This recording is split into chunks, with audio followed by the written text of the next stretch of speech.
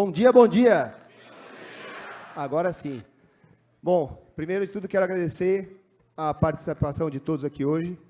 Para aqueles que não me conhecem ainda, hoje temos muitas carinhas novas aqui. Eu me chamo Rodolfo Zagallo, sou presidente do C3, do Clube da Construção Civil. Com vocês, nosso mediador, Alexandre Brits.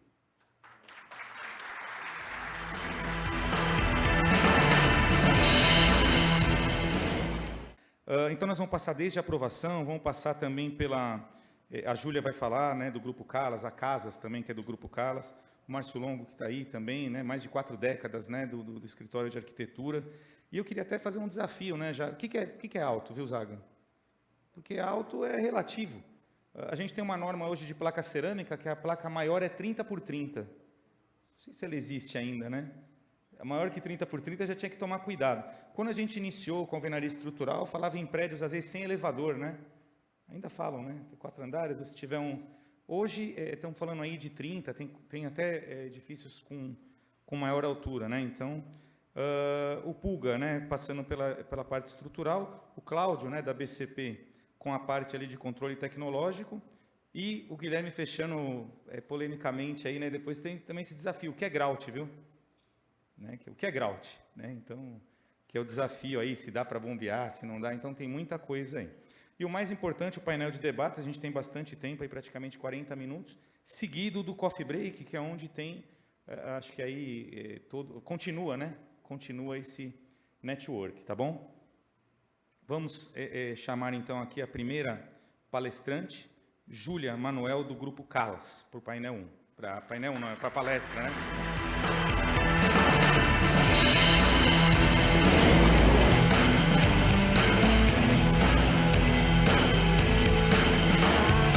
Bom dia a todos, tudo bem? Agradeço o convite, estou muito honrada aqui de estar aqui falando para vocês, diante de tantos profissionais, muito bom. A minha fala vai começar, mas não vou entrar tanto no aspecto técnico da... já começou aqui. Tanto do aspecto técnico, né, da parte da alvenaria estrutural, edifícios altos, que acho que a gente tem bastante gente aqui com muito mais know-how para conversar do que eu, para falar do que eu. A minha visão vai ser um pouco mais geral do negócio, né, digamos assim, uma visão da construtora e também da incorporadora sobre a alvenaria estrutural, os nossos desafios, como o mercado vem mudando de uns tempos para cá em relação a esse tipo de sistema construtivo. Então, eu vou começar com uma pergunta que eu vou tentar responder aqui ao longo da apresentação, que é o que impulsionou a discussão e a necessidade de aumentar o número de pavimentos em alvenaria estrutural, né? Porque antes a gente tinha, até o próprio Brits falou, né, 5 pavimentos, sem elevador, né, um para baixo, um para cima. A gente tinha uma concepção de que uma média boa para alvenaria estrutural, 15, 16 pavimentos. Depois a gente começou a aumentar isso, foi evoluindo. Então, o porquê, né? O que impulsionou essa discussão e, enfim, essa mudança, digamos assim. Isso sempre pensando numa visão mais geral, tá? Não tão técnica nesse primeiro momento. Começa aqui com alguns exemplos do que a gente tem lá do Grupo Calas, né? Então, a gente tem a parte do econômico, que é o Casas, tem a parte também do médio-alto, agora a gente também, enfim, tem um que não é o econômico, mas também não é o médio, tem um meio do caminho ali que a gente também está fazendo, que é o Calas, né, que a gente chama. Então, a primeira foto que eu tenho aqui é o Quadra Butantã, que a gente fez em 2020. Foi um dos primeiros que a gente começou a passar desses 16 pavimentos, né? A gente tem térreo mais 20. São 1.200 unidades, então uma escala bem grande desse projeto. A Fabiana que ajudou a gente aí no projeto. Então, foi um marco lá dentro da empresa que a gente começou realmente a pensar nessa altura, né? Enfim, viabilizar isso, mas numa altura maior, digamos assim. Depois a gente teve o Sacomã, fase 2, que também a gente tem aí térreo mais 23, mas é um pouco diferente a concepção, porque a gente tem vagas lá, né? Então, a gente fez um embasamento em estrutura reticulada e depois a gente partiu para a alvenaria estrutural. Então, tem esse uso misto aí que a gente também acaba usando como alternativa. Depois, a gente teve o Neo Casas, que é 100% alvenaria estrutural, térreo mais 22.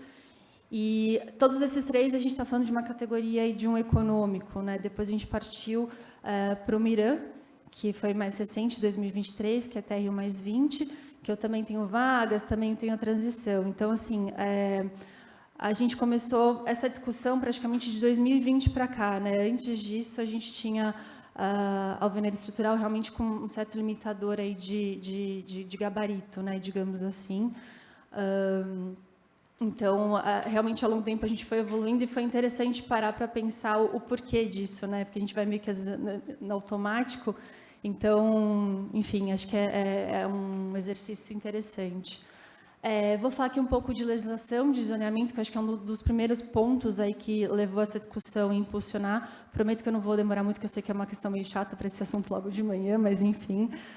Eu também participo da área de aprovações de legalização, então tem acredito que um pouco de contexto do plano diretor de zoneamento da cidade de São Paulo. Então, se a gente voltar um pouco para trás, aliás, bem para trás, né, 2004, a gente tinha um plano regional que era por subprefeituras, né, então cada subprefeitura tinha um regramento específico dentro do seu território, né, do seu limite, digamos assim. A gente tinha uma questão de limite de potencial de estoque, então não era tão fácil verticalizar, né? Assim, o coeficiente de aproveitamento não era tão favorável nesse sentido. A gente tinha uma obrigatoriedade de vaga, né? Então a questão da vaga vai aparecer aí também como um desafio nessa questão da alvenaria estrutural, de como que a gente pode conciliar essas duas coisas. Então, a gente já tinha algumas zonas sem limite de gabarito, mas eram poucas, né? A gente tinha aí uma limitação.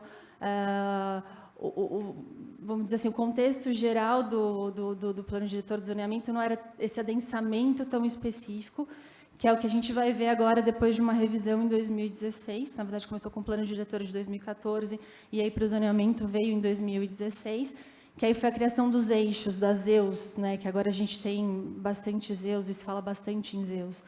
E aí, o que denomina isso, o que regra isso, são os eixos de transporte, né? Então, quando eu tenho grandes avenidas, quando eu tenho metrô, estações, isso funcionou, a prefeitura entendeu que isso é um potencial de adensamento. Então, eu começo a ter um coeficiente de aproveitamento mais alto, começo a não ter limite de gabarito, obviamente sem considerar com Comaer, né? Enfim, tem outras questões que a gente precisa também aprovar e também pensar, né? Não é só no zoneamento em si. Eu não tenho mais a limitação do estoque de potencial para pagar a outorga, então eu não preciso saber se naquela região eu tenho potencial ou não para eu conseguir adensar. A vaga começou a computar, ou seja, a vaga, como eu passo do pressuposto que eu já estou num eixo de transporte, eu não preciso mais de vaga, né? Então, a questão da gente abandonar o carro, digamos assim, como diretriz, a prefeitura começou a colocar alguns empecilhos nesse sentido para a gente repensar a quantidade de vagas. E veio a questão do decreto específico para HMP e HIS. No zoneamento anterior, a gente só podia fazer isso em ZEIs, então eram zonas específicas. Quando a gente vem para esse plano diretor e com esse decreto específico, a gente pode, qualquer zona, a gente pode colocar essa categoria de uso, que aí a gente tem incentivos, a gente consegue aumentar o nosso coeficiente de aproveitamento, né? Então, vejam, isso de 2016 para cá, que acho que foi impulsionando esse adensamento e acho que proporcionando realmente essa verticalização, né? Aqui é só um resuminho aí das diferenças que a gente tem entre esses zoneamentos, só para a gente entender. Então, a relação do coeficiente de aproveitamento é a minha área de terreno, quantas vezes eu posso ocupar, né? Então, é o que regra realmente a quantidade da minha área computável, né, do empreendimento. Então, antigamente era uma média de 2,5 que a gente tinha, 2,5 vezes a área do terreno. Em ZEIs tinha um pouco mais de potencial, que ZEIs são as zonas específicas, né, de interesse social. Quando a gente parte para o novo zoneamento, que já não é tão novo, mas de 2016, a gente tem o coeficiente de 4, mas se eu ainda eu uso esse decreto específico, eu posso chegar a 6, né? Então eu vou cada vez mais escalonando e adensando mais o meu terreno. Em 2026, a gente tem a questão do bolo de noiva, que eu até coloquei entre aspas, isso porque, além da gente conseguir, no mesmo terreno, a gente pode ter várias categorias de uso. Então, R2V, eu tenho um coeficiente de 4. Depois, se eu ainda quiser colocar um HIS, eu posso colocar mais 2 vezes. Se eu quiser um HMP, mais uma vez. Então, talvez eu possa chegar até a 7, né? Então, assim, foi realmente escalonando esse adensamento. A questão do gabarito do sem limite, né? Então acabou ficando nessas zonas aí de adensamento. A gente teve essa questão de não ter o limite de gabarito, salvo recuos e afastamentos, né? Então também tem outras condicionantes do terreno que a gente também precisa entender. A questão do HMP, né, e do HIS, e dessa questão da ocupação de qualquer zona. E a relação de vaga, né? Então, que a gente antes era obrigatória, e a partir de um momento a gente não precisa, inclusive até vai computar, né? Se, às vezes mais de uma por unidade, a cada 30 metros, 60 metros, enfim. Começou a restringir um pouco mais. Quando eu digo computar, é porque a gente vai ter que pagar algum coeficiente, alguma outorga onerosa, alguma contrapartida. Então, computar significa pagar um pouco mais por esse projeto, né? Então, a gente tem que tentar dar uma equalizada, e eu também estouro o meu coeficiente de aproveitamento. Tá? Então, acho que essa parte da legislação e do zoneamento foi bem importante, que aos poucos ela foi meio que moldando os nossos empreendimentos, né, a algumas questões para esse adensamento, né? Aqui eu já parto para um cenário econômico, que eu acho que é o segundo ponto importante que a gente tem, isso bem, assim, de forma bem simplista, mas eu acho que resume. A gente teve um aumento de juros, os custos de obra e prazo também acabaram aumentando, então começou a ficar difícil de viabilizar alguns empreendimentos. Antes, quando a gente conseguia, era uma conta mais simples. Digo até por experiência lá dentro do Grupo Calas. A questão do custo de obra, a gente via até mais para o final, ali, quando a gente estava quase lançando, a gente começava a pensar mais ou menos como que a gente ia equalizar isso junto com a parte mais de engenharia. De uns tempos para cá, a gente já nasce pensando no custo de obra, né? Então, até mesmo antes de superar uma resolutiva, de realmente adquirir um terreno, a gente já tem que ter a gente tem que ter certeza de quanto que isso vai custar, porque isso está pesando bastante na viabilidade como um todo, né? O poder de compra dos nossos clientes acaba diminuindo, né? Enfim, então a gente tem aí uma equação que não é muito favorável, né? Digamos assim. Então a gente tem algumas questões que são meio uma puxa para baixo, outra para cima. Com isso a gente começou a diminuir o tamanho das tipologias. Então nessa, por exemplo, do que eu mostrei do quadro de 2020, a gente tinha tipologias aí com 40 metros quadrados, 41, 42, 2 dormitórios. Hoje em dia a gente fala em 33, 2 dormitórios, 31, né, 2 dormitórios. Então a gente acabou diminuindo a metragem, a área privativa das unidades para conseguir caber no bolso das pessoas e também da nossa conta, né? Então, assim, realmente a gente teve uma redução boa, né, digamos assim, das tipologias. E a gente também, ao longo do tempo, a Caixa, né, que é o Minha Casa Minha Vida, o financiamento da Caixa, ele foi aumentando os tetos, então, para tentar dar uma equilibrada nessa conta, né, que estava um pouco desigual. Então, a gente tem hoje, se eu não me engano, acho que é 400 mil que a gente tem para a faixa 3 e 600 mil para a faixa 4, a faixa 1 acho que é 275, enfim, isso foi aumentando, que também é uma conta que a gente precisa fazer muito para quebrar essa parte do financiamento de juros altos que a gente tem, né? Então, de maneira resumida, aí, o que abordei até agora, né? Então, a gente teve um aumento da produção de HIS e de HMP, ou misturado com o uso do R2V, ou, enfim, por si só, o HMP e o HIS.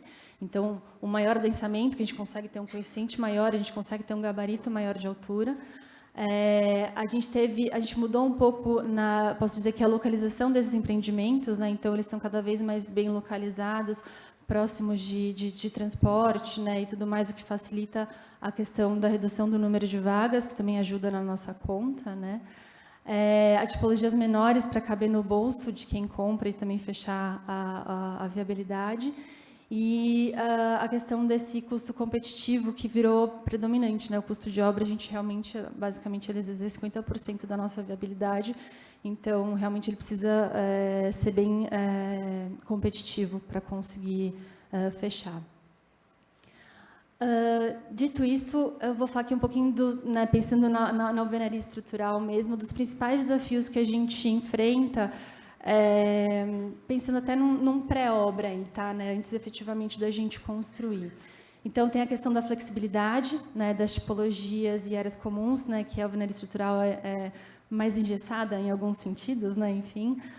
Mas acho que isso já está, a gente consegue trabalhar de uma maneira boa, né? Acho que isso já está ficando para trás, a gente consegue achar artifícios para não ter isso. Com as tipologias menores também isso ajudou bastante, né? Porque com as tipologias maiores, quero tirar uma parede aqui, diminuindo, aumentar um ambiente e tudo mais. Hoje, com as tipologias menores, a gente não tem tanta opção, não tem tanta essa flexibilidade, não tem como ofertar tanta opção assim, né, para o cliente.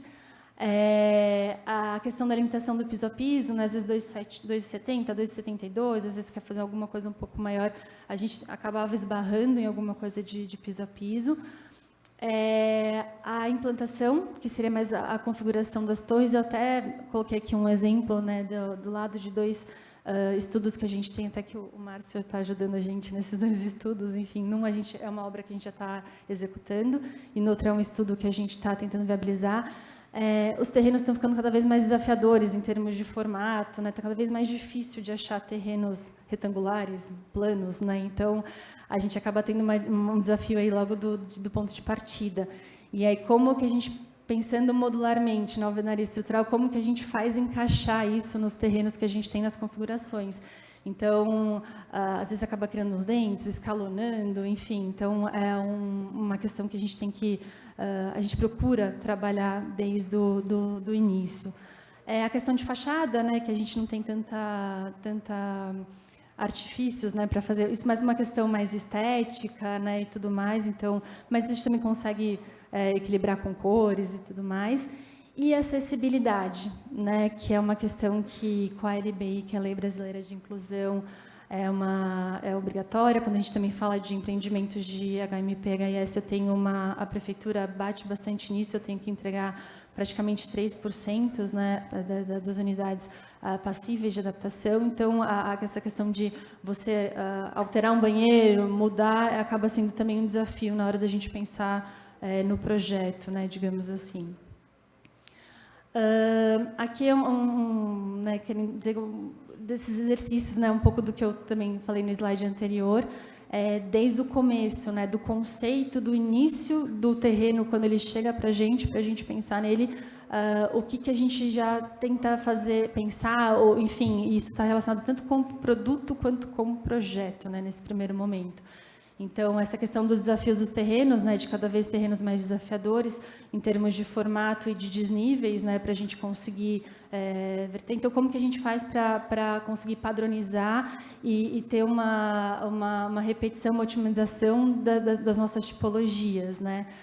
A gente pensa muito em pórticos e modulação, que acho que até um pouco depois que o Márcio vai botar aí também um pouco essa questão dos alinhamentos, né? Então, nessa primeira imagem, eu não sei se vai dar para ver, mas a gente quase não tem alinhamentos aí entre as unidades para a gente conseguir fazer esses travamentos, né? Digamos assim. Na de baixo, a gente já teve que revisar o projeto como um todo, e aí conseguimos fazer esses travamentos, isso tudo pensando na alvenaria estrutural, né? Então, como isso é um ponto de partida, a gente às vezes ainda nem adquiriu o terreno, a gente já está pensando nessas questões, né? Grout, minimizar os pontos de grout, que também é uma coisa que acaba pesando. Então, os recortes, né, de ser o índice de compacidade dessa fachada, né, de como que a gente consegue trabalhar isso não pesar na nossa conta, no final, no custo de obra. Tem um item de instalações aqui, que a gente, enfim, alguns projetos a gente acabou se deparando, que as alvenarias, a gente praticamente nasce do chão, né? A gente não tem mais os subsolos. Então, como que a gente resolve essas questões das instalações ou os próprios desvios que a gente tem? Então, a gente está, enfim, é um desafio aí que a gente também já está pensando logo do início para não travar um início de obra. E até a parte do posicionamento dos reservatórios superiores, porque isso faz um sobrepeso aí na estrutura. Então, onde posicionar melhor isso para a gente conseguir viabilizar edifícios mais altos e não pesar nos primeiros pavimentos. Então, vai virando uma equação meio complexa, né, que a gente acaba fazendo isso no nosso dia a dia. Então, é muito importante desde o começo a gente pensar nisso, e aí tanto eu parto aqui da parte do pré-obra, de projetos, produto, junto com a execução, junto com a equipe de obra, com a engenharia, né? Então, tem que estar envolvido todo mundo desde o início, desde o começo, né? Então, até quando a gente vai adquirir o terreno, quando a gente está montando a viabilidade, quando a gente está pensando no produto, quando a gente está desenvolvendo o projeto, para assim, quando chegar na execução da obra, a gente conseguir viabilizar, né? Então, é uma cadeia aí grande. Partindo aqui, lá na Calas, a gente começou a fazer um ensaio e um estudo com o professor Paulo Helene. A gente ainda está no meio do caminho, né, em relação a isso, justamente para conseguir entender o quanto que a gente conseguiria subir esses edifícios. O Cláudio ajudou muito a gente, ele também participou do estudo. Então, a gente começou o estudo pensando num edifício com 32 pavimentos e estudando os blocos de 24 e 30 na MPA. Depois, a gente acabou vendo que o de 24 ele tinha uma performance muito parecida com o de 30. Então, a gente acabou deixando o ensaio de 30 de lado e partimos só para o de 24. E os resultados foram muito bons, foram muito promissores. Depois até eu vejo se em algum momento aqui do nosso debate a gente consegue falar um pouquinho mais em detalhes disso, com a ajuda do Cláudio também. Mas o que a gente viu que são pontos importantes para a gente conseguir alcançar esses resultados positivos? Muito a questão da parte de como a gente transporta os blocos, como que eles chegam nas obras. A limpeza para depois a gente começar a preencher, né, para ter aderência, né, dos grautes, da argamassa, e o cuidado na montagem dos prismas, né, de como que a gente vai montando. Então, esses foram fatores essenciais no estudo, junto com o projeto, porque aí a gente começa a entender quais são as condicionantes da alvenaria estrutural, e que é muito a questão da largura. Hoje a gente tem, vou dizer pela Calas, né, prédios mais estreitos, então a largura às vezes é 11, às vezes em alguns casos 10, né? Então, que é o que eu até coloquei ali na parte de baixo, ali, que o 14 metros que a gente tem, que seria uma questão, um exercício para se pensar, né? Então, nesse caso, a estrutura ela tem que ser o fator determinante, né? Então, a gente parte dessa largura, parte de um conceito da estrutura, para depois começar a desenvolver o projeto e tudo mais, para a gente conseguir verticalizar e alcançar essas alturas, né? Esses mais números de pavimentos, digamos assim, né? Então, ainda está em desenvolvimento, a gente passou da fase de ensaios, agora a gente estava aplicando nas obras para entender como que isso funcionaria, e também tentando fazer um projeto aí piloto para ver como que isso funcionaria dentro de algum terreno que a gente tem lá, né? Então, a gente está ainda no meio do caminho, né, digamos assim. Então, aqui, mais ou menos um apanhado geral aí do que eu falei aqui. Essa parte de legislação e dos parâmetros urbanísticos, acho que, enfim, teve um fator super importante para a gente começar essa discussão dessa verticalização ou aumento do número de pavimentos em alvenaria estrutural. Óbvio que esse primeiro também está condicionado aos outros tipos de sistemas construtivos, né? Mas eu acho que para a alvenaria estrutural isso teve um peso maior. Essas condições favoráveis para execução, que é essa parte de construção do custo de obra e da otimização da obra, que é super importante, que isso é um assunto que a gente está falando muito, né? Enfim, que é ter um custo competitivo, a questão dos prazos, previsibilidade, produtividade, repetitividade. Claro que a gente tem um problema de mão de obra em geral, né, que a gente que tem aí em relação às obras, mas é tentar perseguir isso. Essa questão de produto e projeto com as premissas certas desde o início, né? Então está todo mundo muito claro o que a gente tem que fazer e como que a gente tem que fazer desde fala da prancheta, mas não é a prancheta, né, do computador, da concepção, né? Enfim. E esse alinhamento geral de todos os ciclos, de todas as etapas, né, de todas as áreas que participam do empreendimento como um todo, né, desde a aquisição do terreno, a execução de obra e, possivelmente, até uma entrega de chaves, aí, que a gente também tem esse ciclo final. Né. Opa, acho que eu voltei. Aqui. Aqui é meio que só enfim, uma brincadeira, uma pergunta que depois a gente pode debater e tudo mais. Se existe algum limite, né? E o que até o que o Brits falou, né? O que é alto, o que não é, né? Onde a gente pode chegar, a gente não pode. Eu lembro até quando a gente estava discutindo esses ensaios com o professor Paulo Irene, o Cláudio levantou algumas questões super interessantes que as normas técnicas precisam acompanhar também, né, essa verticalização e como que a gente vai subindo, a gente precisa ter isso mais claro. A gente tem uma questão de bombeiro, né, mais de 80 metros, a gente tem aquela questão de escada de segurança, entre algumas outras questões. Elevadores também, efeito pistão, enfim, a gente tem várias demandas e várias áreas aí que a gente pode... enfim, tem que trabalhar um pouco mais, né, em relação a isso para a gente, em conjunto, né, não só o sistema construtivo, mas demais áreas dentro do edifício, né, aqui no edifício. E acho que é isso. Muito obrigada.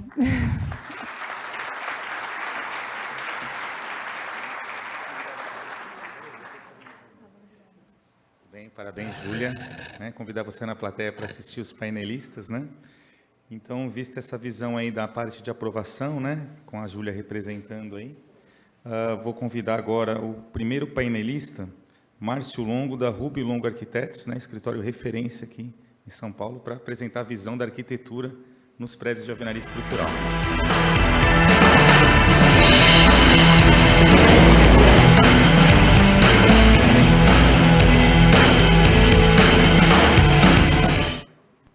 Bom dia a todos aí, obrigado por terem comparecido, obrigado ao C3 pelo convite em participar do evento. Eu vou tentar aí complementar um pouco da apresentação da Júlia, que consiste em como o projeto de arquitetura, tá? Ele dando pequenas dicas, né, para os arquitetos, como a gente pode contribuir para aumentar o desempenho requerido aí que os edifícios em alvenaria estão exigindo, né? Então, a primeira coisa, né, a gente tem que pensar em entender o sistema, né? A alvenaria é um sistema. Então, as paredes mudam de função, elas deixam de ser fechamento, passam a ser, então, a estrutura do prédio. Para isso, existem também limitações, né? Vãos, comprimentos, alturas, né, de forma bem breve, e pensar de forma modular. Isso aí, na verdade, é um truque para que o projeto arquitetônico fique menos suscetível a alterações, né? Acho que nós temos um ritmo de projeto aqui, e os terrenos, como a Júlia colocou, estão super exíguos, super apertados, qualquer mudança dimensional, às vezes você não consegue mais implantar o empreendimento, né? Então, falando um pouco sobre a influência da geometria, né? A Júlia passou um pouco sobre isso, nós trocamos nossas apresentações, a gente conversou, e, claro, não é carga, mas é ação do vento, né? Os colegas vão explicar melhor sobre isso. A forma laminar, né? Sempre a gente tentar buscar relações aí de proporções de 1:4, né? Esse é um exemplo, isso não é efetivamente um projeto. Questão de buscar a simetria, torre equilibrada. Quando você tem uma torre desequilibrada, na verdade eu falo sobre a junta de dilatação que separa, né? Nós estamos falando de dois edifícios separados por uma junta, e às vezes o edifício menor ele não tem uma estabilidade suficiente para ter um desempenho em altura. Os terrenos estão demandando aí diversas formas de projeto, né? Desculpa. Então, terrenos em L, tem o U, fiz aí com o Luiz Sérgio, aí prédio até triangular, né, Luiz? Já fizemos. O quadrado, né? São formas mais estáveis, né? Mas isso depende muito da configuração do lote, né? A Júlia abordou aí sobre a continuidade de paredes, né? Então, os chamados pórticos, que é basicamente tentar colaborar com o sistema estrutural, que isso é muito importante para eles. Então, esses alinhamentos que estão identificados aí, muitas vezes têm espessuras diferentes, né? Até 19 centímetros, eu sei que tem até mais aí em determinados projetos. Essa continuidade de paredes tem que ser pensada nas fachadas também, tá? Como exemplo aí, no lado menor tem uma reentrância, né? Isso aí interrompe a continuidade aí do pórtico, né? E como exemplo também, ela passando reto aí. Pensar que também, em prédios altos, o desnível estrutural, né? Que você tem, quer dizer, tratando de uma torre que está descendo em alvenaria estrutural, não tem uma transição. Então, na direção longitudinal é uma coisa, mas quando você tem isso na direção transversal, isso muda completamente, né, o desempenho da edificação aí. Falando um pouco aí sobre a parte de circulação, também como exemplo, né, então, um exemplo interessante, uma torre laminar onde tem um núcleo aí na parte central, né, um prédio bem estreito, né, atendendo aquelas proporções, ele vai muito bem, né, mas ele tem um desempenho menor em termos de altura. Quando você tem um núcleo que está envolto por edificações, né, respondendo o que você colocou, é uma forma de alargar a base da torre. Tem senões também, né, existe uma área de projeção maior, existe uma série de vazios que você precisa compensar, tudo isso daí, isso tudo é a área de construção, né? Isso tem custo, a área comum que é maior, relação aí de área comum com a área privativa, né? Fica prejudicado, mas é uma maneira. A influência da junta de dilatação, que eu abordei antes, né? Um pouco sobre a localização dela, então, no caso aqui, formando 2 pequenos L's, ajuda muito a contribuir para a estabilidade e o desempenho em altura. E voltando àquele exemplo, a torre desequilibrada, onde a junta realmente está fazendo 2 edifícios aí que não são tão estáveis assim. O que é muito comum hoje que está acontecendo, a redução do pé direito, né? Só como exemplo, o pé direito 2,50, embora não seja utilizado por questões de pé direito útil, mas ele existe. E o que isso traz aí? Ele acaba trazendo redução na altura final do edifício. Isso aí traz um melhor aproveitamento, né, dos seus recursos obrigatórios. Então, maior altura, você começa a ter escalonamentos para ter esse aproveitamento. Então, também como exemplo, né, tentar observar que a diminuição da projeção seja sempre sobre alvenarias, né, apoios, né, não é que não seja possível você não fazer uma alvenaria que não fique apoiada, vai ter que ter uma viga, alguma coisa, mas a viga sempre é um sistema, quando a gente fala falando de sistema de alvenaria, entender que forma, né, madeira, é uma coisa complicada, ela é anômala também ao próprio sistema, né? Entender sobre desvios, falando sobre a parte aí do recuo da projeção, que tem sistemas prediais que estão... a ventilação primária, que ela precisa ser desviada, muitas vezes não tem altura, né? Ela tem que buscar um lance. Você tem áreas comuns que precisam ser impermeabilizadas, então você pode ter o recurso de fazer um pé direito diferenciado, você pode ter o recurso também de não diferenciar e fazer um enchimento, pegar um corredor, pegar uma parede cega e fazer esse enchimento. Então, são coisas que sempre a observar que o projeto precisa contemplar isso daí, né? Então, falando ainda sobre os escalonamentos, observar que escada, né, é influenciada sobre quando você muda um pé direito. Aqui são exemplos, no caso do pavimento tipo, uma situação, quando eu tenho o pé direito 1 degrau a mais, eu vou mexer na forma, né, a forma, de novo, é madeira, lá em cima, eu vou fazer uma forma para um pavimento só, às vezes não compensa, às vezes compensa você fazer um enchimento, que é o exemplo lá da direita, né? Então, você deixa o assoalho mais baixo, enche e você mantém a mesma forma da escada ali.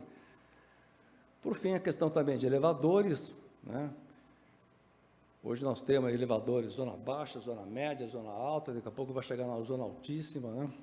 Então, a posição deles em relação à ventilação é uma coisa que precisa ser prevista no projeto, isso daí, né? Facilita tê-los na fachada, né? Você pode ir diminuindo, à medida que eles vão parando, você vai ventilando direto para o exterior, porque se for naquele exemplo que eu mostrei lá no início, envolto em apartamentos, é difícil você tirar a ventilação, exceto você ter uma área técnica, uma sala técnica que você consiga tirar por ali, ou você vai ter que jogar lá para cima, né? Isso sempre é um problema, né? Fazer um vazio até em cima, né? Embora vai ter lá com armação, tudo, mas para a obra isso é muito chato. Então, sempre pensar nisso aí, que também é importante. Estão observando, então, que os elevadores vão parando, né? Tem um momento que ele desaparece. Por fim, como a Júlia também mostrou, né, tem as concepções estruturais mistas, que é um recurso para aumentar o pé direito a altura dos edifícios, né? Vocês estão vendo aí subsolo, mas não é subsolo, pensa isso aí como pavimento tipo, né? Então, 1, 2, 3, 4, já seria a alvenaria estrutural. Na concepção mista, também observem a escada, porque a escada vai mudar. Então, a escada do pavimento tipo em alvenaria tem que estar pensando na escada que vai ser do pavimento de transição, onde vão entrar pilares nela, inclusive, né? Questão de alvenarias também vão mudar, né? Também o meu amigo Cláudio aí sempre fala que a vedação de 9 tem um desempenho maior que 3 metros, né? Mas a gente gosta de ser conservador, né?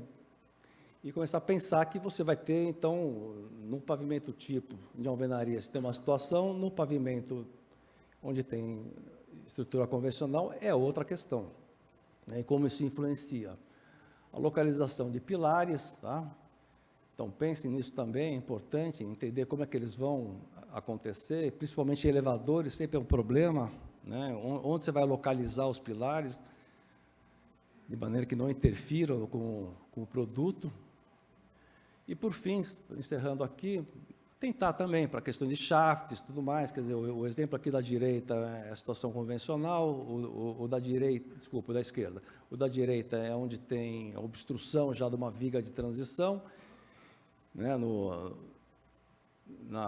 pós-transição e na pré-transição, onde os pilares entraram para a mesma situação aí. Tá bom? Foi corrido aqui, já recebi o fim e eu terminei também. Obrigado a todos aí.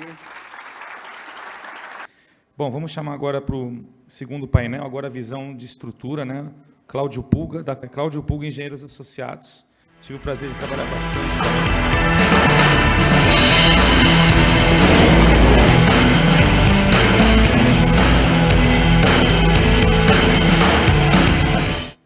Bem, bom dia a todos.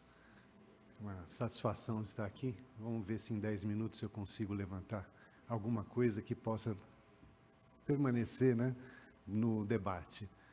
Bom, eu acho que a parte da estrutura, na verdade, é aquela que foi desafiada para que se conseguisse pensar em edifícios mais altos de alvenaria estrutural, né? Então, basicamente, o que a gente tem é que, lógico, como foi falado, nós temos alvenaria em cima de alvenaria, e tendo alvenaria em cima de alvenaria, é uma ótima oportunidade de substituir o simples fechamento, melhor assim? Tá. O simples fechamento em estrutura também, né? Desde que ninguém queira tirar essas paredes, né? Então, acaba sendo um sistema muito adequado, principalmente quando nós estamos falando de uma edificação com unidades menores, né? Então, basicamente, a gente tem que enfrentar a dúvida se a alvenaria realmente é confiável. Isso é uma coisa que vem assim acompanhando a gente ao longo de todos esses anos. Eu tenho um pouco mais de 40 anos de formado, e quando eu me formei, a gente falava em alvenaria com prédio de TR+4, com prédio de até 8 andares, sim, 12 andares era assim o máximo que nós tínhamos conseguido construir. Tinha um prédio lá em São José dos Campos, 16 andares, eram quase que um arranha-céu, né? E era isso aqui que a gente via. Quando chegou lá pela década de 90, começou a expandir um pouco o uso da alvenaria estrutural. Logicamente, por conta de um monte de conjuntura, da conjuntura econômica e de regulação, tudo mais, a Júlia conseguiu projetar algo bastante importante, e a gente começou a falar de prédios mais altos, e inclusive atendendo prédios de médio padrão até, né? Que é o caso desses aqui. Esse prédio aqui, na época, mais aqui à direita, ele foi um recorde de altura, foi desenvolvido passo a passo, acho que o Alexandre também ajudou nesse desenvolvimento, e nós conseguimos alcançar os 21 andares com um custo maravilhoso. Mas aí, sempre a arquitetura junto com a estrutura. Foram, assim, 2 meses para a concepção do projeto inicial, né? Quando chegou nos anos 2000, aí realmente se quis abrir bastante, e nós temos aqui um conjunto, olha lá, 200 metros quadrados, unidades aqui, em alvenaria estrutural. Com todos os cuidados necessários, quem olha esses prédios não dá para entender que seja de alvenaria estrutural. Ou seja, os desafios foram vindo e a gente foi tentando fazer frente a esses desafios, né? Só que chegou num determinado ponto, que é esse ponto aqui, eu falei, não dá mais. Agora não dá para seguir adiante. TR+20 isso aqui. Por que não consegue ir mais adiante? Porque Porque a gente começou a ter uma série de limitações que eram impostas pelo próprio empreendimento, pelas próprias plantas, que faziam com que a alvenaria ela começasse a alcançar a necessidade de resistência que o material não dava a ela, né? Então, só que tem um problema. Com esse adensamento que veio aqui em São Paulo, houve uma necessidade muito grande de que fosse mais alto. Porque a estrutura de concreto armado não conseguia viabilizar as obras que precisavam ser implantadas nessas localidades.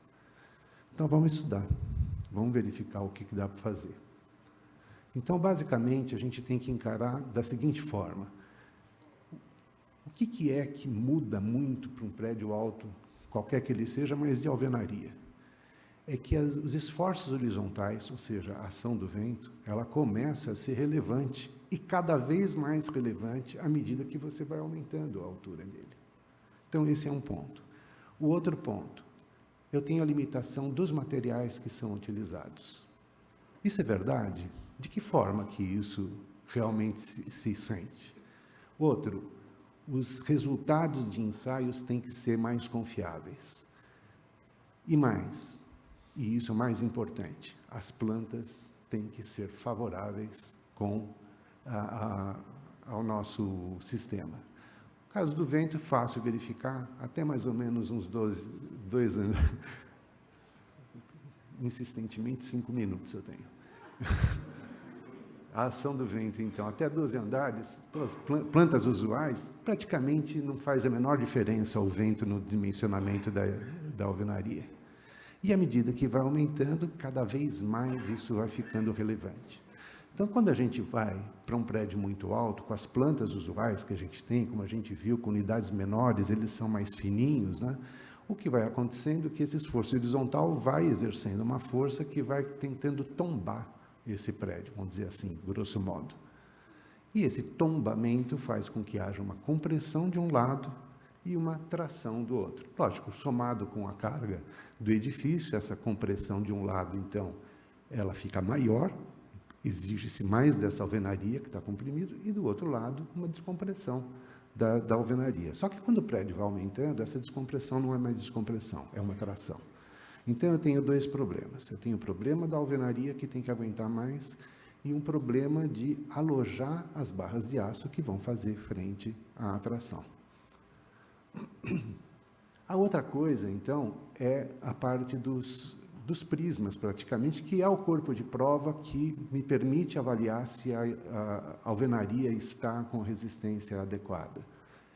Os blocos, hoje, os principais fabricantes estão alcançando tranquilamente 26 megapascal, que é uma resistência muito boa, mas conseguindo chegar também a 30 megapascal, vamos dizer assim, com poucas adaptações dentro da sua parte fabril. Então, o bloco, me parece, está resolvendo.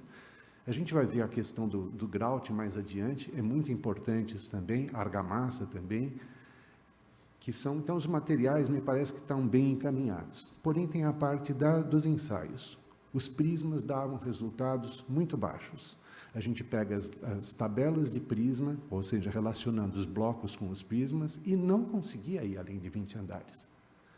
Então, com as plantas usuais. Então, o que a gente, então, começou a fazer? Vamos verificar o que está acontecendo com o prisma, que, independente da resistência que eu estou colocando nos blocos, não está alcançando. E a gente, então, fez esse estudo, junto com a Calas e o Paulo Helene, que estava à frente desse estudo, e a gente chegou, assim, a resultados, assim, muito interessantes, que tem permitido que, com blocos, mesmo com de 24, 26 megapascal, a gente alcance alturas maiores. Para fazer frente, então, agora vamos falar das plantas, para garantir que esse prédio tenha estabilidade e consiga distribuir melhor a rigidez, então, a gente tem que utilizar ou a parede alinhada, essa aqui, então, à esquerda, ou então, no caso de essas paredes não serem suficientes, vocês podem lançar mão de largura colaborante das paredes transversais, e isso aumenta a inércia das paredes, então elas conseguem fazer frente. Mas, Quando o prédio vai ficando muito alto, isso não é suficiente. E aí a gente tem que fazer pórticos. E os pórticos, então, são aquilo que vai realmente fazer frente a isso. Em termos de alvenaria estrutural, não dá para falar em núcleo rígido, ele não é eficiente. Aqui tem algumas plantas. Aqui, por exemplo, quando foi lançado esse negócio, nós precisamos de um prédio de 24 andares, vamos fazer, assim, não aguentamos com esse prisma. Então, vamos substituir algumas partes das paredes por concreto. Aqui, por exemplo, né? Só que isso é horrível de executar na obra. Resolve o nosso problema de conseguirmos mais andares, mas na hora de executar, olha só, começa a ficar ruim, né? Resolveu o problema de colocar mais 3 andares, mas porque também a gente só usa isso nos primeiros andares. Ou então essa outra solução de a gente fazer alguns andares de concreto armado, esses, observa que tem um pavimento mais alto, que é onde eu tenho uma transição, e os demais para cima fazer em alvenaria. Então, para baixo, eu tenho essa planta, transição, olha só o tamanho das princesas, que é como a gente chama as vigas de transição, e depois a alvenaria estrutural sobre isso. E tem também, agora, quando você começa a estudar os formatos, você começa a verificar que, dependendo do formato e do cuidado que você faz a eles, utilizando os corredores também como elementos de rigidez do prédio, você pode alcançar os 26 andares sem aqueles artifícios. Quantos andares vocês acham que uma planta como essa pega? E esse aqui é um outro formato, como o Márcio falou, que também favorece que a gente consiga prédios altos. Obrigado.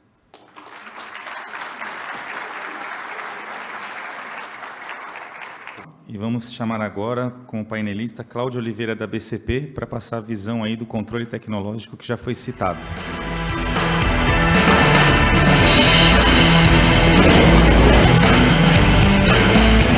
Bom dia a todos.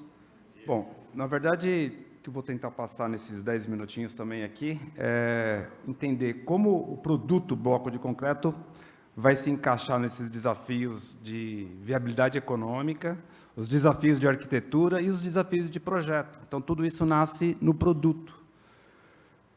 Então, mais do que mostrar controle tecnológico, eu vou ter essa oportunidade aqui de mostrar a recente revisão que a gente fez na norma do produto, a NBR 6136, que acabou de ser revisada, e algumas coisas que estão sendo revisadas na norma de projeto. Então, a 6136 ela foi separada em 2 partes. Basicamente, a gente começou uma discussão, desde sempre, a gente mede uma propriedade que é a absorção de água. E a absorção de água no bloco de concreto não faz muito sentido, né? Então, a gente está deixando essa propriedade de lado como um controle só para validar a resistência à compressão, mas no nosso país não faz sentido porque a absorção de água ela veio lá das normas americanas, né? E aí sim, em regiões frias, onde a gente tem gelo e degelo, faz sentido medir a absorção de água para o bloco de concreto. E faz 30 anos que a gente mede isso como controle. Então, isso é uma propriedade que está sendo deixada de lado, ela continua existindo na norma, mas ela deixa de ser uma propriedade de controle. O que a gente está fazendo é adotar uma outra propriedade importante que eu vou falar daqui a pouquinho. Bom, a norma ela continua com essas 3 classes de resistência, né? Então, o que interessa aqui para a gente, para edifícios altos, é a classe A, acima de 8 MPa. E a gente fez lá uma melhoria do entendimento da classe B, para não confundir exatamente ali, não invadir a partir de 8 MPa, então as 2 classes 4 e 6, que envolvem os blocos de classe B. Dentro das famílias, o pessoal falou bastante de pé direito, né? Como é um sistema modular, né, industrializado, a gente precisa ter padronização, mas o que a gente está permitindo agora na norma é esse encontro com a laje, que o fabricante, junto com o projetista, decidam essa altura. Tá? A gente só alerta que, se cada construtora determinar uma altura para esse bloco, para o setor vai ser bem complicado, mas a norma permite que isso seja feito. o ideal é que vocês criem alguma padronização também nessa parte. A gente está colocando aqui a obrigatoriedade dos fabricantes fazerem as mísulas para aumentar a segurança estrutural do componente. Então, isso era uma opção, né, de ter ou não a mísula. Agora, a norma vai tratar isso como obrigatório, sem prejudicar a questão dos pontos de grauteamento. Tá? Então, essa mísula passa a ser obrigatória para todas as classes. A gente tem uma revisão aqui da espessura equivalente, que estava equivocada todo esse tempo, né, que estava dentro da norma, e nessa oportunidade de a gente revisar, a gente compatibilizou com uma norma que está em revisão, que é a norma de estruturas em situação de incêndio, que vai permitir simular a alvenaria para esta situação. Então, a espessura equivalente ela já vai estar calculada na norma de produto, e isso os projetistas vão obter isso de forma consistente agora. Então, eu acho que deram uma mexida na minha apresentação, mas tudo bem. Então, da absorção de água, né, que a gente está colocando como um requisito informativo, e a gente incorporou, aí sim, uma propriedade bastante importante, principalmente quando a gente fala em edifícios altos, que é a absorção inicial. A absorção inicial ela vai mostrar, de fato, essa interação do bloco com a argamassa, seja a parte de assentamento, seja o revestimento, né? Então, essa absorção inicial ela envolve propriedades de sucção do bloco, e quando eu aumento muito a resistência do bloco, eu diminuo essa capacidade de sucção. E o comportamento do bloco muda completamente. Então, quem está acostumado com o bloco de concreto não fazer uma aderência, né, do bloco com o sistema de revestimento, para blocos de alta resistência, isso muda completamente. Tá? Então, é importante saber essa propriedade, isso está incorporado na nova norma, é uma norma que a gente usava eventualmente, mas era uma norma americana. Então, agora tem um anexo falando de absorção inicial, né? Então, o processo de sucção, e desde uns 25 anos aí que a professora Kazak estuda essa correlação entre sucção e aderência. Tá? Então, para obras de maior altura, conhecer esse processo é importante. Né? Então, às vezes a gente está acostumado, não, bloco de concreto não precisa de chapisco. De fato, não precisa de chapisco, mas depende de eu conhecer essa sucção. Né? Eu usar a mesma argamassa que eu uso para um bloco de 10 MPa é diferente para um bloco de 30 MPa, que é o que a indústria tem potencial para usar. Então, a partir dessa revisão, o setor vai começar a conhecer essas propriedades também. Uma inovação que a gente está colocando na norma também é a primeira norma de produto, que traz ali como um opcional o impacto ambiental. Né? Então, isso o setor também está se mobilizando. Estou vendo aqui o Anderson do Sinaprocim, né? Foi um projeto encampado pelo Sinaprocim, com apoio da ABCP, da Bloco Brasil, e os primeiros dados já estão lá dentro do SIDAC. A gente tem cerca de 25 fabricantes de bloco que aderiram, estão colocando as suas declarações ambientais. Então, o projetista também vai ter essa informação, né? Se quiser medir pegada de carbono de fato, com aquele fabricante, não número de bibliografia, a gente vai ser o primeiro setor com essas informações, aí, relacionando a emissão de CO2, demanda de energia, consumo de água, geração de resíduos. Os dois primeiros já vão sair nas declarações ambientais dos fabricantes que aderiram ao processo, e estão dentro do sistema SIDAC, que é o Sistema de Informação de Desempenho Ambiental da Construção. Tá? Então, isso está lá como um requisito opcional dentro da 6136. E, por fim, todo mundo falou do desafio, né, dos edifícios altos. O ensaio de prisma está sendo avaliado na revisão da norma de projeto. ele não tem a ver com o produto bloco, né? Ele tem a ver com uma interação. Então, quando eu ensaio o prisma, eu estou ensaiando o potencial que a alvenaria tem para oferecer para o projetista. Então, o Cláudio, quando ele fala em confiança, eu dependo de uma série de operações de ensaio, e essas operações de ensaio têm que refletir a resistência do bloco. O fabricante de bloco é responsável pelo componente, pelo bloco de concreto. O prisma ele é uma interação com a argamassa, eventualmente com o grout, e depende muito de quem montou aquele prisma para o projetista ter confiança desse resultado. A metodologia em si ela não vai ser mudada, mas o que a gente precisa mudar é o cuidado com que a gente faz esses prismas, né? A gente vê muito laboratório montando isso muito mal. E aí o projetista recebe um número que não corresponde à realidade daquilo que vai ser aplicado na obra, né? Então, dentro da ABCP, junto com a Bloco Brasil, o Sinaprocim, a gente está fazendo um trabalho bem grande, né? Devemos lançar a nossa comunidade da alvenaria em breve, e um grande trabalho vai ser a gente fomentar a regulação desse ensaio, na medida dele ser melhor executado e trazer para o setor mais segurança de fato. A metodologia em si ela está bem acertada, o problema é como ela é executada. E também o ensaio de aderência, né? Então, a aderência muda muito com a resistência do bloco. Blocos de maior resistência vão comprometer esta aderência se eu usar a mesma argamassa. Eu tenho que usar argamassas específicas para blocos de alta resistência. O setor tem que estar consciente disso. Então, na comunidade da alvenaria, a gente quer trazer muito pessoal de argamassa. Acho que tem um papel importante da gente fazer essa interação, porque não adianta o bloco entregar 30 MPa se eu não tenho aderência com argamassa, eu não tenho aderência com grout. Eu tenho que entender que esses mecanismos são alterados com essa resistência elevada. Pessoal, muito obrigado e fico aí disponível no debate. Obrigado, Cláudio.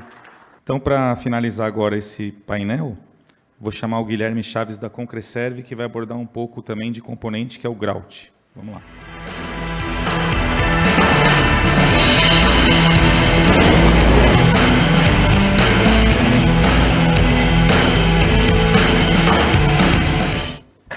Muito bom dia, pessoal.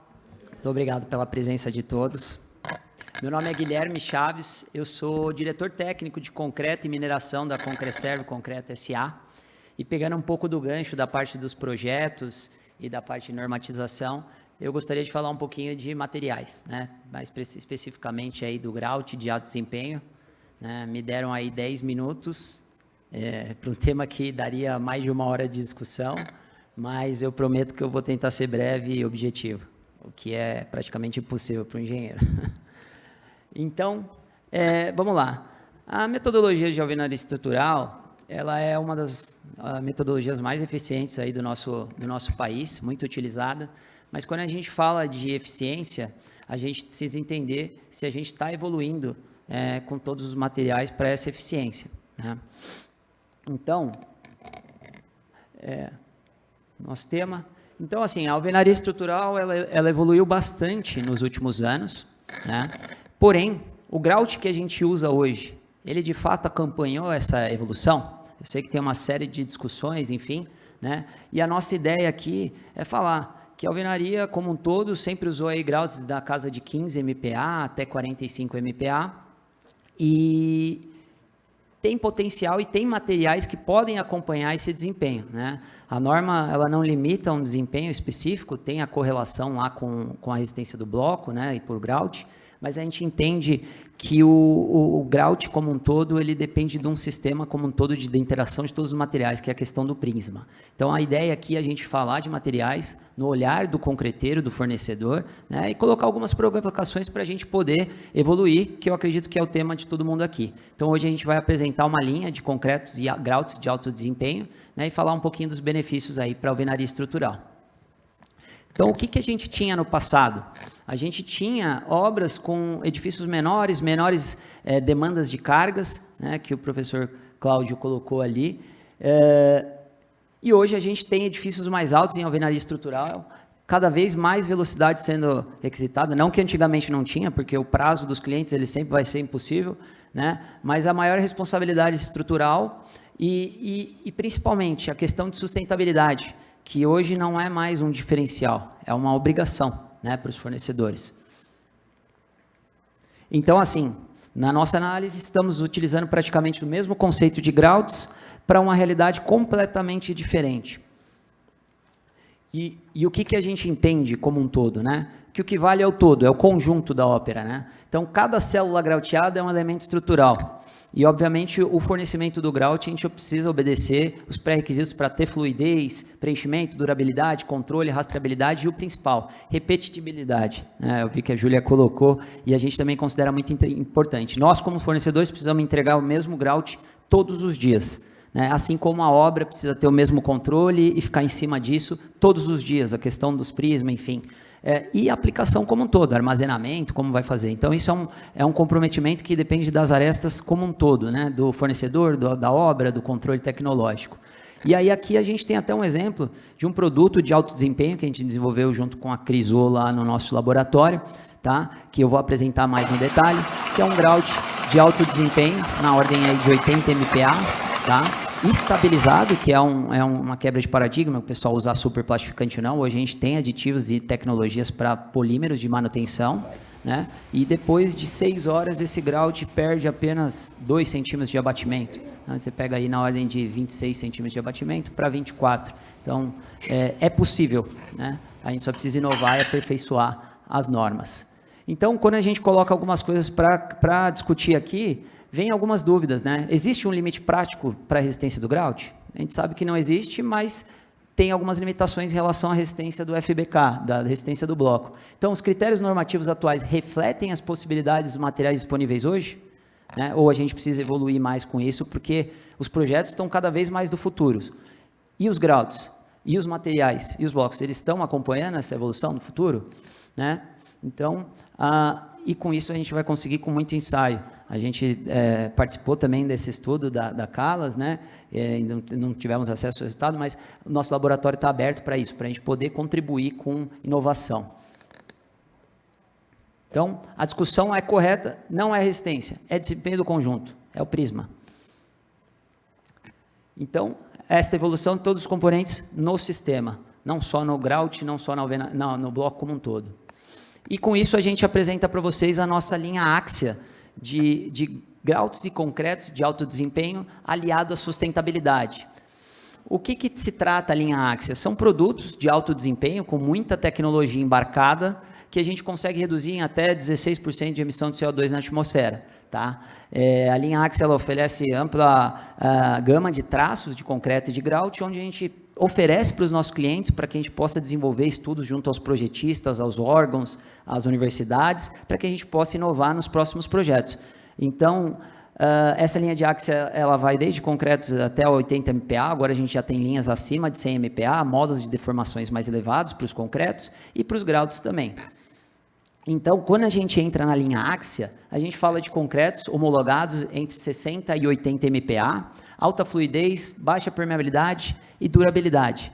E o principal, a gente tem EPD desses produtos, que são linhas homologadas e reconhecidas internacionalmente. A ideia é a gente entrar no mérito do SIDAC, que o Cláudio comentou, mas esse grout é homologado internacionalmente pela EPD Hub, que é um instituto que pega nossas matérias-primas, analisa todo o nosso ciclo de vida, o ciclo de vida que eles falam cradle to gate, que é do berço ao portão, que eles vão entender desde a extração de matéria-prima, quanto que emite de CO2, até o transporte até a filial, o processo produtivo e a entrega para o cliente. E aí, comparando com o traço habitual de linha, a gente consegue entender o ganho. Então, ali é a EPD, aqui são as consultas, e aqui é a EPD específica do nosso grout da linha Axia FCK80, Beta 0, Slump 22, mais ou menos, S220, né?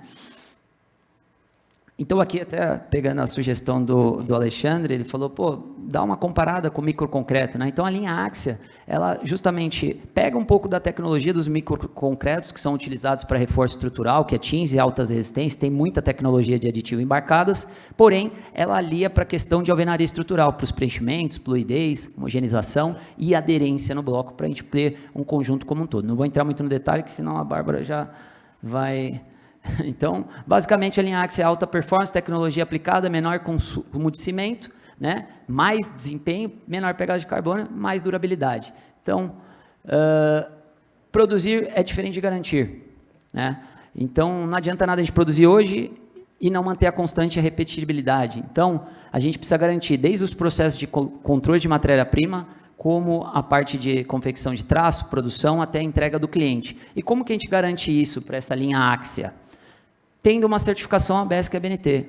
Essa certificação ela é pouco falada para as construtoras, mas a gente considera fundamental, porque assim como as obras têm a exigência do PB-PQH, do ISO 9001 para o financiamento da Caixa, por que não para o concreto não ter uma certificação? Então, há 5 anos a gente encontrou essa certificação, que veio através da Associação Brasileira das Empresas de Serviços de Concretagem, junto com a BNT, e o PE 355, que é um programa de qualidade para empresas de serviço de concretagem. Então, basicamente, é uma forma de auditar anualmente quem tem essa certificação. Atualmente, eu acho que são 3 ou 4 empresas no país, né? E para a gente é ótimo, porque a gente traz confiabilidade para os clientes, os processos, rastreabilidade, processos de meio ambiente, operação. Então, isso consegue garantir que a gente tenha a produção constante e a repetibilidade. Então, comprar grau de certificado é comprar previsibilidade.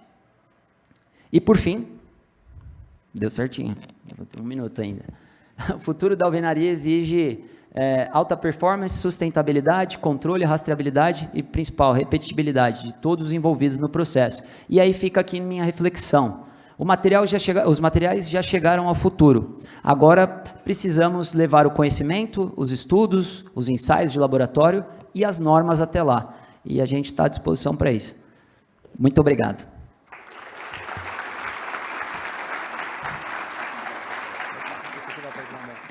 Beleza, obrigado, hein? Obrigado, Guilherme. Realmente dá para fazer um evento de grout, né? Porque além do componente, que você está bem resolvido aí, na questão de resistência, tem toda uma logística, né? Um dos pênaltis, né, da alvenaria estrutural é a questão do transporte, né, do bombeamento, porque é ali onde que tem potencial de melhoria, né, na produtividade e tudo, né?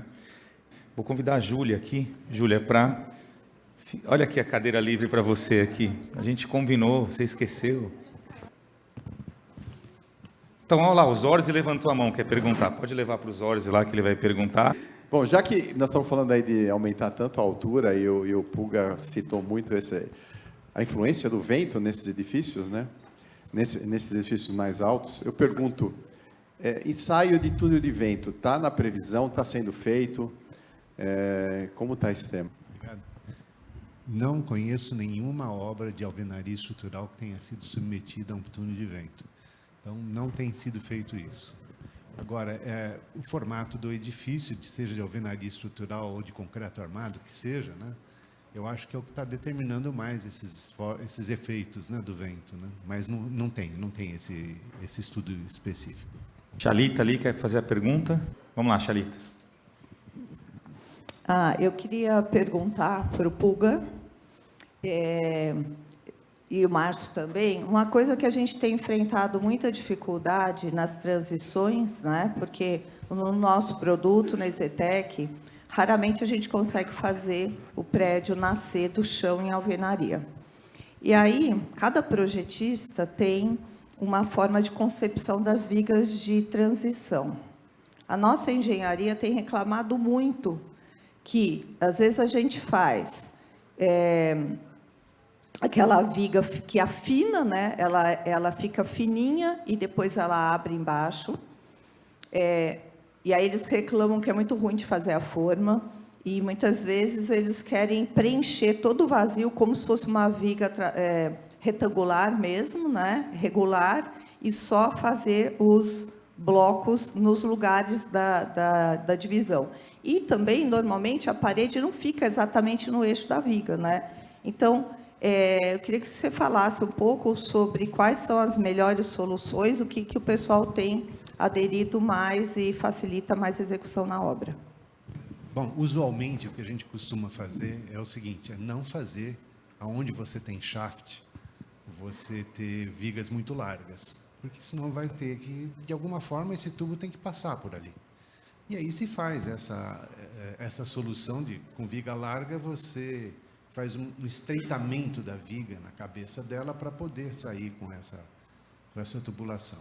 A gente procura usar a viga com uma largura que comporte a existência do shaft sem fazer qualquer intervenção. Então, como a alvenaria tem 14 centímetros de espessura, a gente procura fazer com 24, que ela avança 5 centímetros, você aumenta um pouquinho o shaft de 15 centímetros para 20 e resolve essa situação. Agora, quando não dá para fazer isso, ou seja, eu tenho limitação na altura da viga e, portanto, eu preciso alargar essa viga, aí a gente tem que buscar essas soluções. Se eu tenho shaft dos dois lados, né, aí eu tenho que fazer essa solução, que realmente é horrorosa, né? Mas eu posso fazer outras soluções, como tentar fazer com que a alvenaria ela fique, mesmo fora do eixo da viga, mas mais na face da viga, né, do lado onde tem o shaft. Então, no caso de você ter um shaft só de um lado, é isso. Agora, às vezes tem que lançar a mão. Você imagina se alguma coisa dessas na fachada, então você vai ficar com essa viga para fora? Pode ser, se você tirar um partido disso na fachada. Então, acho que caso a caso aí, mas eu acho que como base, como regra, é fazer a viga com uma espessura compatível com a espessura da alvenaria em cima. Né? Oi, bom dia. É o Laerte, Qualitec. Obrigado, Laerte. Desculpa que está a iluminação aqui, me perdoa. A pergunta está relacionada ao material, como o grout, que o Guilherme colocou agora, que necessita de uma repetibilidade, confiabilidade e logo um desvio padrão mais baixo, né? Assim como a argamassa também, que nós não falamos aí, mas é um produto também que é um componente do sistema. E sabemos que tem obras que não admite um volume maior que possa ser industrializado ou usinado. Como melhorar esse desvio padrão nesses dois produtos, principalmente grout e argamassa, virados em obra? Pois a gente observa aí bastante discrepância, e logo aí já é posto à prova o controle tecnológico, o ensaio tá legal, não tá, e achamos resistências assim de 10 a 50. Qual seria uma solução aí para a gente melhorar esse desvio padrão? Vamos lá, Guilherme. Então, Laerte, no que diz o respeito... O Cláudio depois pode contribuir. Se alguém puder complementar, porque abrange um pouco, fica fora da minha alçada, né? Você disse aí dos ensaios do virado em obra, né? A gente entende que o virado em obra ele sempre abre precedente para uma série de fatores. Então, o desvio padrão ele acaba sendo muito maior, consequentemente, vai usar muito mais... Eu acredito que a Concreserve não indica a virada em obra, né? Na verdade, precisava ser abolido. Marcelo. E aí, devia ser proibido por norma, né? Exato, é proibido. A norma não pode autorizar. Mas porque realmente você precisa ter um controle muito efetivo. E não é muito diferente no processo industrializado, que é do grout usinado, da argamassa usinada. Para a gente conseguir reduzir o desvio padrão, a gente precisa estar aliado à tecnologia. Então, sistemas de automação, para que você consiga ter um controle efetivo, né? Aditivos de alta tecnologia, policarboxilatos, polifuncionais, enfim. E o principal, você ter gente técnica, competente, acompanhando os processos para a gente reduzir o desvio padrão. Quando a gente fala reduzir o desvio padrão, vai além do que ficar dentro da usina. É ir até o cliente, entender a demanda dele, entender se os processos deles também podem ser melhorados, né? E ter essa interação, principalmente com vocês que são laboratório, controle tecnológico, para que a gente possa trabalhar unidos, né? Unidos em melhorar controles, melhorar desempenho, fazer interlaboratoriais e, consequentemente, o cliente fica satisfeito, né? Para falar em desvio padrão, a gente tem que entender que tem duas parcelas aí para a gente olhar, né? O que é desvio padrão de material, de processo, e o que é desvio padrão de operação de ensaio. Então, muitas vezes a gente penaliza um material por desvio padrão de operação de ensaio. Então, um concreto, um grout que dá uma resistência baixa, às vezes não é um problema do material, é um problema de ensaio. Então, tem que entender o que é um desvio padrão normal do material, seja para o bloco, para o grout, para a argamassa, e aquilo que é incorporado nas operações de ensaio, porque a gente erra muito em operação de ensaio também. Antes de passar para a próxima pergunta, eu queria, na visão da arquitetura, foi muito bem colocado que tem prédios que praticamente pedem o sistema de alvenaria estrutural, né? Você olha para ele e fala, olha, esse prédio está pedindo um sistema de alvenaria estrutural. Mas a gente ainda vê muito no mercado prédios mistos, né? Que você vê a arquitetura, e principalmente na hora da aprovação, que é uma varanda mais curva, alguma coisa mais com um apelo arquitetônico, e quer fazer alvenaria estrutural. Eu queria saber da visão de vocês, qual o limite do escritório de posicionamento, como que vocês lidam com esse tipo de cliente? Porque a gente vê muito isso ainda no mercado.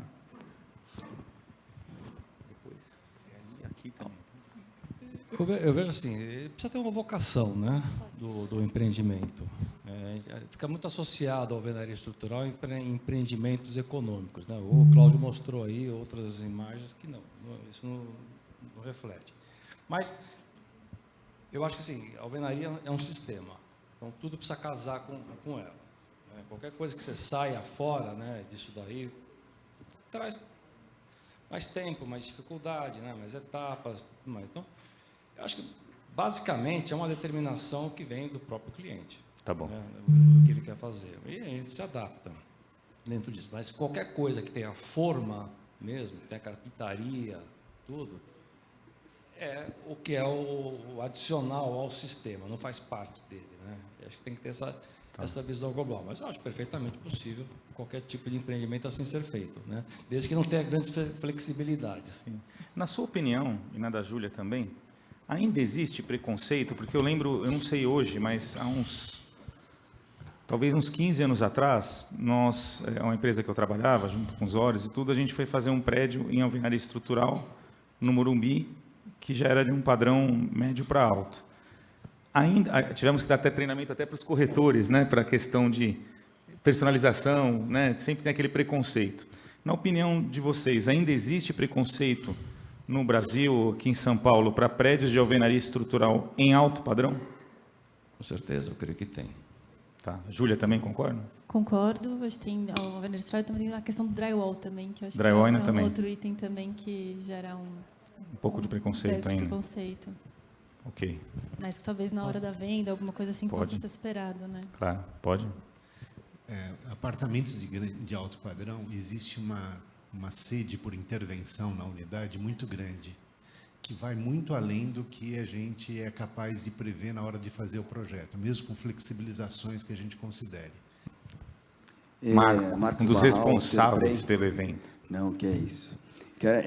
Fico feliz de ver a casa cheia, a alvenaria estrutural sendo colocada, eu acho que no seu lugar devido. Fiquei contente de ver a preocupação com o Prisma e queria fazer uma provocação para o Cláudio, né? O que ele acha junto como possibilidade. Cláudio Oliveira. É isso que eu ia falar. Da BCP. Vamos Oliveira ou Pulga, por favor, porque tem dois Cláudios, então a ideia... um já respondeu do outro já. Então, para o Cláudio Oliveira, essa questão do interlaboratorial que o Guilherme comentou, eu acho que ele...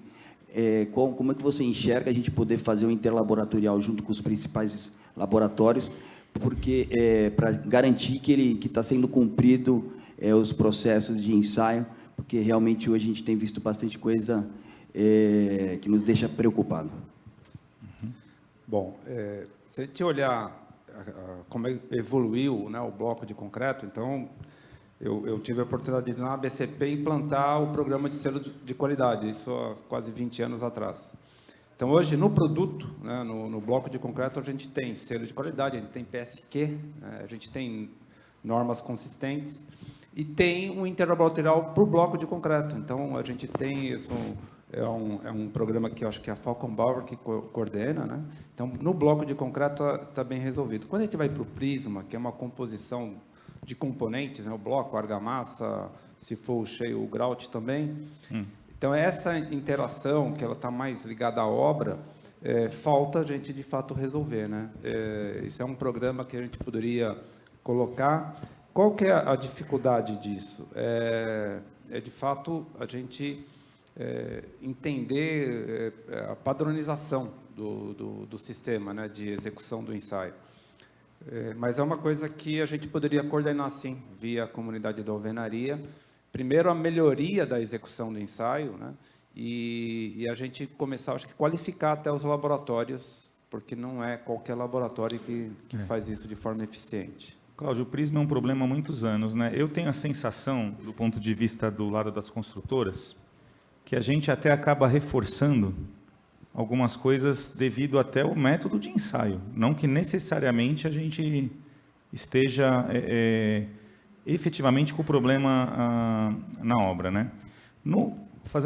Isso aí vai ficar para o intervalo, porque debate tem que ter briga, né? Está muito calmo, né? Então, mas eu queria, para o segundo debate, viu, professor, a gente pode brigar um pouco no intervalo e até almoçar junto, qualquer coisa. Na estrutura de concreto armado, a gente avalia só o material. A gente não faz um pórtico de viga, pilar e carrega, né? E vive, né? Nem o aço o aço é um material de certificação compulsória. Acho que a maioria das empresas aqui pega só o certificado de aço do laboratório, né, de fornecimento. Poucas fazem o ensaio, né, do aço. Na alvenaria estrutural, se a gente fosse fazer um paralelo, a gente poderia ensaiar o bloco, a argamassa e o grout. Ele ficaria igual à estrutura de concreto armado, né? A gente vai para o prisma. E quando o prisma não passa, a gente vai olhar os materiais e, às vezes, está passando o bloco, a argamassa e o grout. E, mesmo assim, fora a parte estatística, né, que eu aprendi com o Paulo Helene, né, que foi citado, no concreto a gente pega você tem a prova e a contraprova, você pega o maior valor, né, porque você parte do pressuposto que, quando você faz o ensaio, não consegue. No prisma, se todos derem acima do FPK que vocês especificam em projeto, mas tiver um desvio padrão, o valor do FPK pode ser menor. Ou seja, além de não considerar os materiais, a gente ainda tem ou seja, é bem rigoroso. E eu vejo que tem muita falha de construtora também, que às vezes não tem a contraprova, não tem mas eu acho que está muito mais rigoroso do que a estrutura de concreto armado, né? Para quem está fazendo as normas aí de controle, né? E muita coisa de transporte, né? Então eu tenho isso aí é para a gente brigar, né? Não sei se tem tantos, tem 5 só. A gente briga no intervalo, depois no painel, né? Lá. Você gostou ou não? Não vamos brigar. Adorou, beleza. Então pode fazer o complemento. O microfone lá pro. Quando a gente fala que é um conjunto, a gente tem o bloco, tem a argamassa, tem o aço e tem o grout. Sim. O aço, você falou, não se ensaia? Não. Certificado? Eu acho que sim, todo mundo aqui, né? Sim. O bloco, por amostragem. Por amostragem. Argamassa, por amostragem. Por amostragem. E o concreto, o grout, a toda BT. Sim, todo caminhão, se for usinado, é toda BT, né? Se a gente tem um grout certificado, como o Guilherme falou, qual é a necessidade da gente ensaiar o concreto? Será que não está na hora da gente ter a garantia que a gente tem do aço, do bloco e da argamassa no grout? Porque o ensaio do grout é uma fortuna dentro de um prédio de alvenaria estrutural. Posso fazer só um adendo? Claro. O grout na norma, isso eu queria até conversar com o Guilherme. O concreto são 2 corpos de prova para 28 dias, correto? Sim. Na norma de grout está 6. Na minha cabeça eu não entendo isso. Se um caminhão tem o material concreto e são 2 corpos de prova, qual a justificativa de ser 6 de grout? Muitas empresas que a gente dá consultoria, a gente fala para fazer 2. Mas vamos brigar, não? Vai lá. Então a pergunta, vamos lá, vamos brigar. A pergunta fica o seguinte: se é um grout certificado, vamos lá, Guilherme. Eu vou ter a garantia que eu não vou ensaiar mais meu grout quando a Concreserve fornecer. E a garantia que eu tenho, que é uma briga isso, né? Sim, sim. Essa realidade ela é muito normal fora do país, né? Na Europa, nos Estados Unidos, o índice de amostragem, você vai visitar uma filial lá, ele produz 400 metros cúbicos, tira pouquíssimas amostragens. Aqui no Brasil é uma questão cultural. Por quê? Aí entra a questão da certificação, né? Quando você coloca todas as empresas de serviço de concretagem certificadas, ok, Agora, hoje em dia, a gente compete com empresas de fornecimento de concreto e de grout que muitas vezes nem tem um responsável técnico, né? Então, e muitas vezes a construtora nem fica sabendo disso. Então, é diferente os níveis de responsabilidade. Se um dia, que é a tendência, tá? Essa certificação que é pouco difundida, porque são poucas empresas que têm, como nos outros países, assim como foi na Espanha, que tinha muitas concreteiras, estabeleceram um processo de certificação e aí reduziu consideravelmente, porque poucas se adequavam, aqui no Brasil, se a gente chegar nesse nível, eu acredito que é possível. Porém, com o mercado, com a quantidade de fornecedores que se tem, é um pouco complicado a questão da confiabilidade. Então, só balizando com certificações e auditorias para que a gente consiga garantir isso. No caso do nosso, a gente sempre tenta conversar com os calculistas para que alguma contraprova sirva ao nosso resultado, porque ele é auditado pela BNT, mas muitas vezes ainda é necessária a contraprova. Então, é algo que tem que ser bastante... criar uma maturidade maior no mercado junto às normas também e todos os envolvidos. Então, mas isso não deveria ser uma cobrança do próprio mercado? O Brits falou, acho que foi o Brits que falou, para o Castilho você tem a FEAL, para o você tem isso, cada um tem a sua entidade de... Será que o mercado não precisaria, a partir de um momento, fazer uma coisa e dizer o seguinte, as concreteiras precisam necessariamente ter a certificação para a gente evitar, estamos falando tanto em custo, né? Custo. É um custo significativo da obra. Muito grande. Centenas de milhares de reais. Você citou na Alemanha, quando a gente teve a oportunidade de visitar pela Cirela, a gente visitou as obras e não tinha o controle tecnológico terceirizado. O controle tecnológico, não quero... Laerte, fica tranquilo. Existia a Qualitec no laboratório da... ou a BCP, viu também? Fica tranquilo, Cláudio. Na concreteira. Sim. A responsabilidade era do fabricante, não nós, como construtores, assumindo a responsabilidade. Mas tem muita gente querendo perguntar. Vamos lá. Quem que é o próximo que está aqui? Desculpa, viu? Imagina. Anderson Sinaprocin. Sim. Eu sou gerente do PSQ de blocos de concreto e argamassas colantes. Acho que a fala... Aloysio da Conx, para quem não conhece. Perfeito. Existe um programa setorial da qualidade nível nacional para a alvenaria de blocos de concreto. Sim. Nós estamos, inclusive, e aí pedi a palavra por isso, que nós estamos tão preocupados com grandes pavimentos, grandes alturas, que nós intensificamos as amostragens dos produtos, que são trimestrais. A cada trimestre nós vamos até as indústrias, coletamos os produtos, fazemos ensaios em laboratórios acreditados pelo Inmetro, todo o Brasil, e nós intensificamos as amostragens, não só do classe C, do classe B, mas o classe A em duas categorias, até 14 MPa e acima de 14 MPa, com mais intensidade, porque a norma fala classe A, mas a gente está ampliando, sabendo da necessidade de mercado, do uso mais contínuo desses blocos. Então, assim, eu reforço para todos os construtores que, sim, comprem dos programas setoriais da qualidade, porque a gente faz um trabalho, eu vou chamar até de excelência, porque a gente tem toda uma imparcialidade envolvida nisso, para trazer para vocês essa segurança, essa confiabilidade, essa representatividade. E eu queria trazer uma informação que, junto com a ABAI, o Sinaprocin está em desenvolvimento o PSQ de argamassas básicas, de assentamento e revestimento, que acho que é um pouco do que o controle tecnológico da Qualitec falou, né? Que a gente tem ainda, vou dizer que talvez 95% das argamassas são viradas em canteiro. E a gente, da parte industrial, a gente não entende muito o porquê.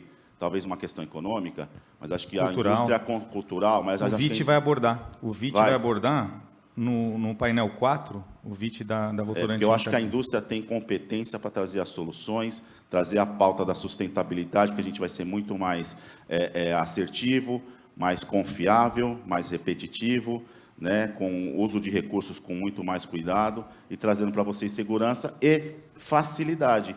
Porque aí vocês deixam de ter um controle tecnológico implantado dentro do canteiro e começam a exigir somente a certificação, o PSQ dessas indústrias. E o poder de compra é muito importante para motivar outros industriais a investirem em qualidade. Parabéns à Concreserve, mas assim, de 3 no Brasil não vira uma regra. A hora que você começa a exigir de vários, você tem 20, 30, você seleciona esse grupo como prioridade, os outros que não têm vão vir para essa cultura. Então, eu queria trazer um pouco dessa mensagem. Obrigado. Próximo, quem está com o microfone? Pode falar. Bom dia. Bom dia. Emerson da Banks. Eu queria direcionar uma pergunta para a Júlia. Ok. Internamente, analisamos um condomínio que a Casas está desenvolvendo, né? Que é o Arena Casas Itaquera 3. É um empreendimento que ele tem um misto de estrutura convencional com alvenaria estrutural. Eu achei muito interessante uma solução técnica que eles acabaram adotando na laje, que é uma mistura de alvenaria estrutural com laje pré-moldada. E eu achei muito interessante porque a laje pré-moldada ela já acaba retirando o uso da forma e aumenta a industrialização dessa etapa. E eu queria saber assim, quais foram os desafios que foram para desenvolver esse projeto e também a questão da modulação. Eu entendo que tem também um ganho de prazo. O que você conseguiu ter de resultado com essa solução que eu achei assim inovadora? Lá no Arena 3, a gente tem uma questão até de conceito aí de projeto. São 4, né, fases que a gente tem lá, essa é a terceira. A gente está construindo, ainda vai ter a quarta. A gente tem lojas embaixo, né? Então, além de ter as vagas, a gente tinha que colocar as lojas também como fachada ativa.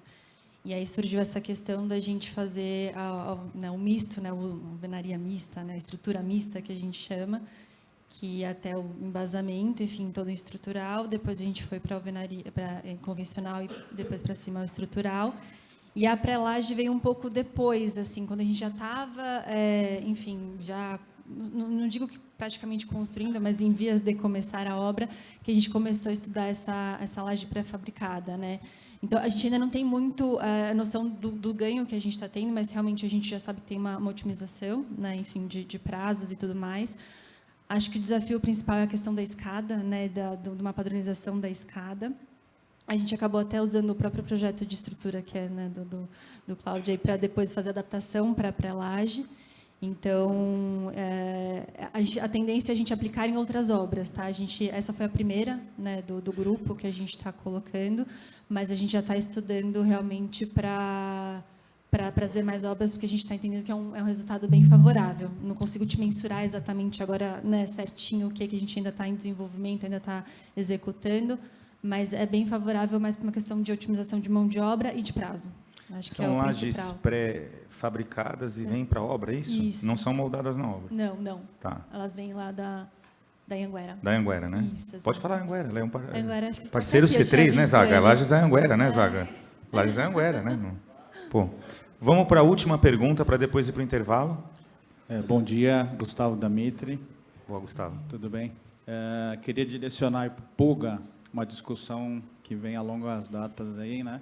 Que é a transição, que é o grande pênalti dessas obras aí, que é morosa, gasta muita forma, vigas de 1,80 m, 1,20 m, dependendo da altura aí do prédio depois. O que você acha, Puga, que a gente vem discutindo há algum tempo aí, das lajes de transição protendidas, planas ou semiplanas, e o que você enxerga e qual que está sendo mais usada aí, e quais são os pontos de atenção de cada uma delas?